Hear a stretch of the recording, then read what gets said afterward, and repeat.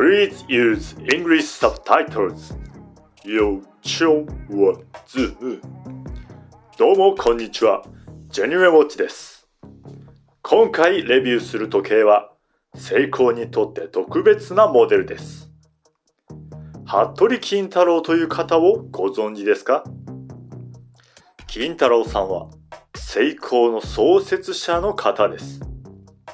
その金太郎さんの生誕160周年を記念したモデルが今回レビューする時計です。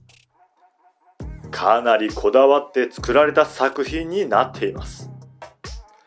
さて、どんな時計なのか早速見てみましょう。今回の時計はこちら。セイコーアストロングローバルラインSBXC073 服部金太郎生誕160周年記念モデル限定2500個の商品です。今回の箱は木製で日本の文化を感じさせますね。丸角 S マークのピンバッジ。このマークは金太郎さんが1900年に時計のお店として登録した商標です。このような箱とピンバッジ、今までのモデルでは見たことはありません。私はこのベゼルから目が離せなくなりました。16面にカットされたカクカクしたベゼル。この16面という意味は生誕160周年という数字が起因です。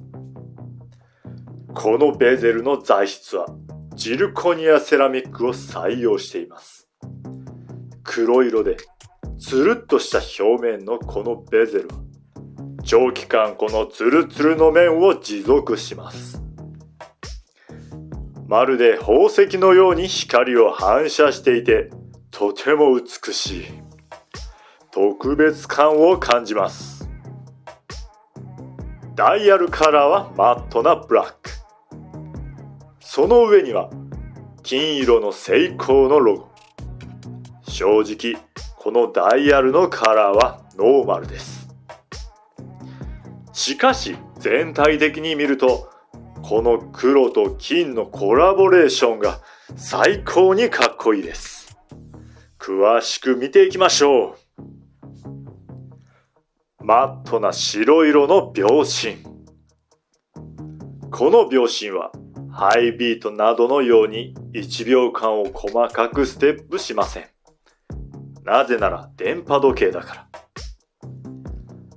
ムーブメントは 5X53 ソーラー GPS 衛星電波時計です。電波を受信できない場合、精度は月差プラスマイナス15秒です。しかし、スーパースマートセンサーというセイコー独自の機能があり、1日に2回自動で電波を受信する機能が備わっているので、時間がずれている状態を見る方が難しいのではないでしょうか。金色に輝く自信分身。ミラーポリッシュの面とマットな面を持っています。そのため立体的に見えます。綺麗です。インデックスをよーく見てください。面取りされたこの立体的なインデックスは周囲の黒色を反射しています。この雰囲気が最高にかっこいいです。シルバーのインデックスなのに黒光りしていて別の色のインデックスに見えます。12時1のインデックスは高級感のある金色。よく見るとインデックスは表面がヘアライン仕上げになっています。キャプチャーリングにはUTC 時間がプリントされています。使用する国の UTC の数字を覚えておけば簡単にその場所の時間を知ることができます。ちなみに GPS 電波を受信するので UTC を知らなくても時刻を簡単に今いる場所の時刻に合わせることができます。6時位置には金色のスモールダイヤルが。このダイヤルは違う国の時間を表示させることができます。この時計にはタイムトランスファー機能というものがあり、このように簡単にメインの時間とサブの時間を入れ替えることができます。3時の位置のスモールダイヤルでは曜日を表示してあります。この表示が日本語の漢字のモデルとかだったらもっと金太郎モデルにふさわしかったのかもしれませんね。9時位置のスモールダイヤルではソーラー電池の残量が表示されています。それと衛星の数が何個なのか、サマータイムが使われている国なのかなどがわかるようになっています。日付が表示しています。黒い立体的なフレームで高級感があります。この時計には夜光塗料が使われています。どんな風に光るかというと、このように光ります。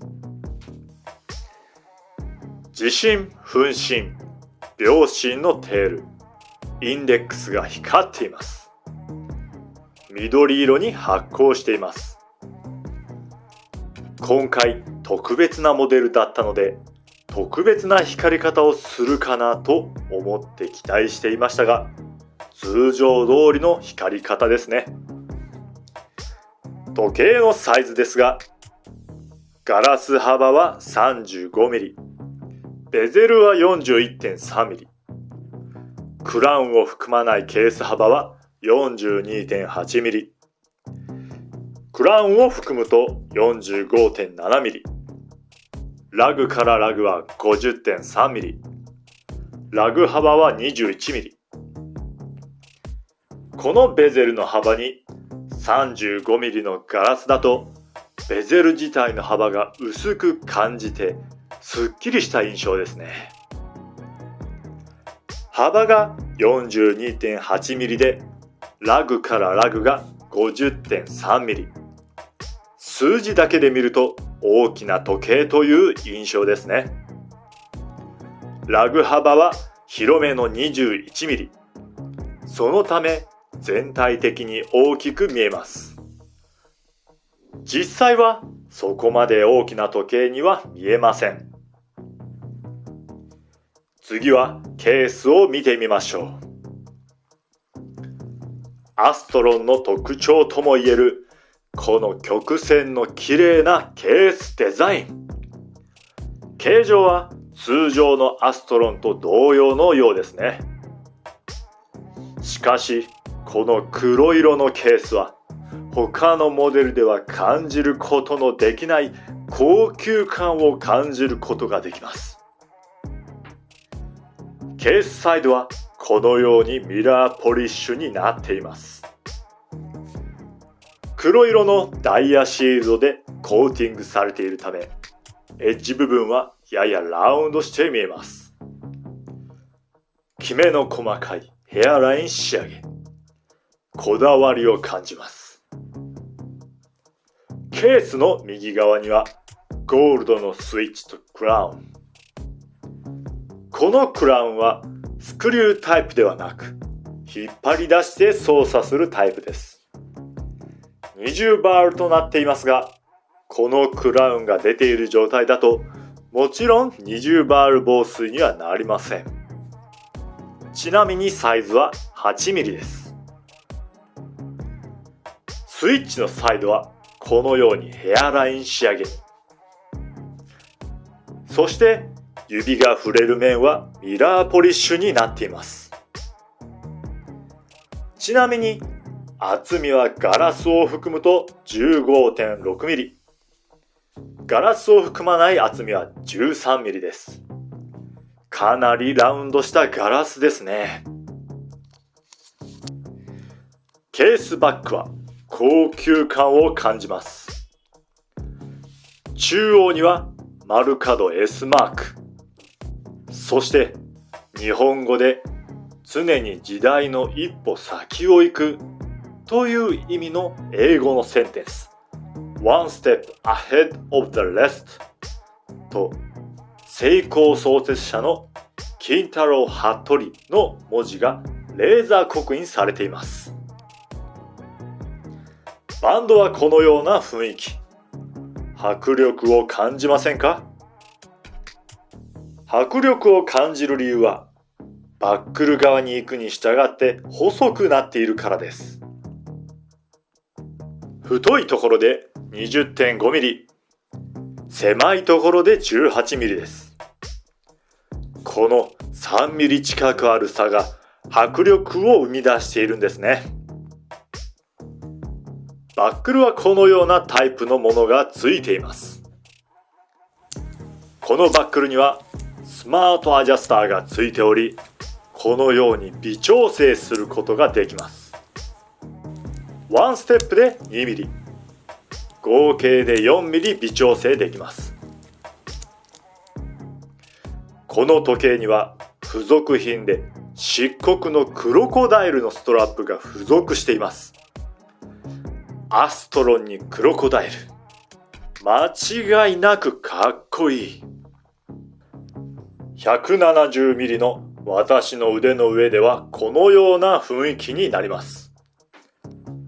私の腕には少し大きく見えますね。しかしさすがアストロン。腕にフィットしているように感じます。横から見てもわかるように腕にフィットするような形状になっています。しかしもう少し腕の太い人の方が合うような気がしますね。厚みがありますが、これが高級感がありグッドです。重さは 107g。この時計はチタンで作られているため、とても軽いのです。この大きさでこれだけ軽いと、本当に驚かされます。いかがでしたか？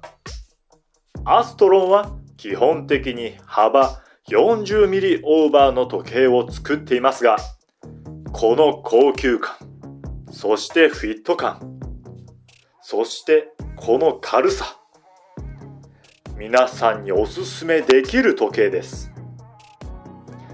アストロンのガラスはかなりラウンドした形状のものが多いのですが、それの影響でかなり視認性が高くなっています。ハイテク時計、ローメンテナンス、そして使いやすく無駄な機能がない。